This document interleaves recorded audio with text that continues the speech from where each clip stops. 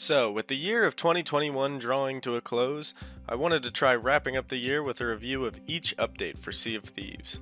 I've wanted to review each of the seasons as they were released, but I never got around to it, and with the recent update of Season 5, it feels like the perfect time. This year we had 5 updates in the live service seasonal style. Dare I say we had 5 seasons.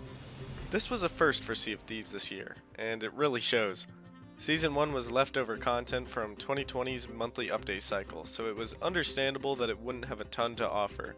The shipwreck merchant voyages that arrived with Season 1 are quite fun and felt like the first real fun thing to do as a merchant. This one sentence is all I really have to say about Season 1. Good content, but it's the size of a monthly update that we have for 3 months. Season 2 arrived in April, blessing us with the ability to buy resources. Seriously, I can't imagine the game today without this. The merchants had begun selling us commodity crates to plan and route around the ocean. This is one of the coolest concepts they've added to the game. One that I don't use. Merchants at this point are probably the most fleshed out faction. We also get the Fort of Fortune, a reskinned fort with Athena loot and really bad artificial difficulty. This fort reawakened PvP on the seas with its impressive loot haul, but fighting 2 skeleton lords at once is just not fun, Rare. For nearly 6 months, everybody wondered if this was really the best we'd be getting from the new season structure.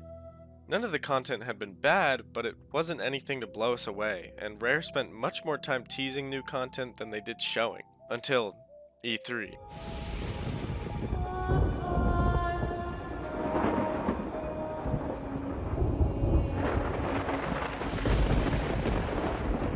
This reveal blew me and the entire internet away. At least once a week I reminisce on sitting in my girlfriend's house on call with my crewmates watching the reveal live. And what a great gift from Rare this was. After nearly an entire year of minor updates, Rare blew everyone's expectations out of the water. Maybe one day I'll do a review of each tall tale more in depth, but I just have to say a few things here. Every step of this experience was filled to the brim with love and care from the team. So many nods to the lore, so many incredible picturesque set pieces that were begging to be screenshotted for Twitter. The attention to detail in each setting carried so many nods to the rides and movies that even if you don't like Pirates of the Caribbean or Sea of Thieves, you're sure to have a great time.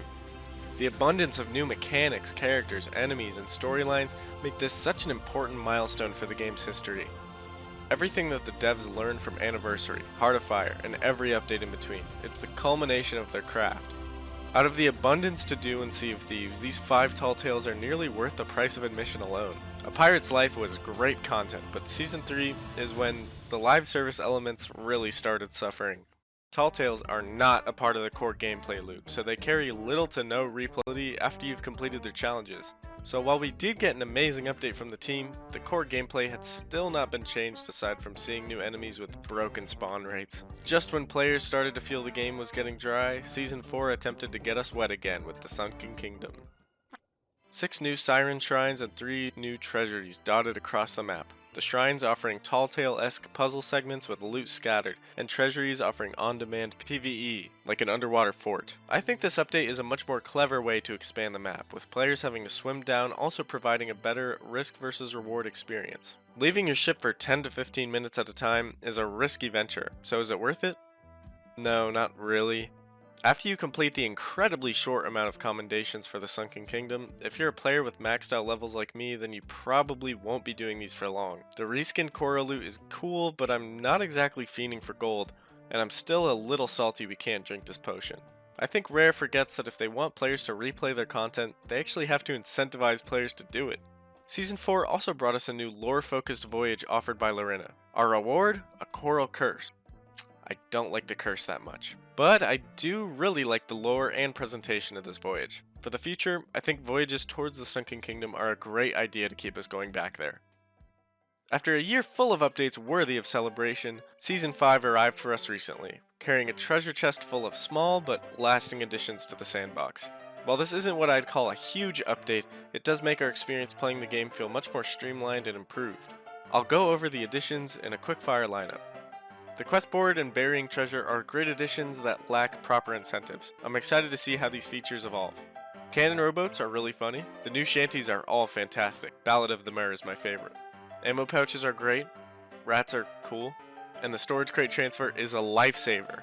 There's even more little features like sitting and sleeping and your character's mouth moving when you talk that I didn't mention, and the only reason I didn't mention it is because most games offer this kind of stuff at launch. While I do heavily appreciate this update, it's just not all that impressive, you know?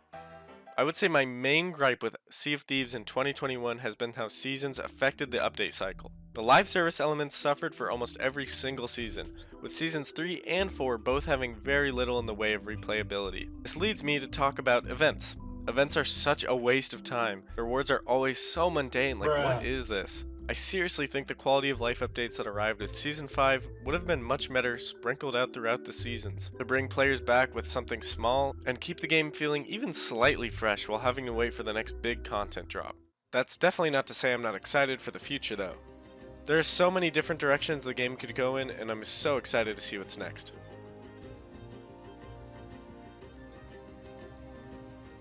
Yar! Let's smoke weed, laddie.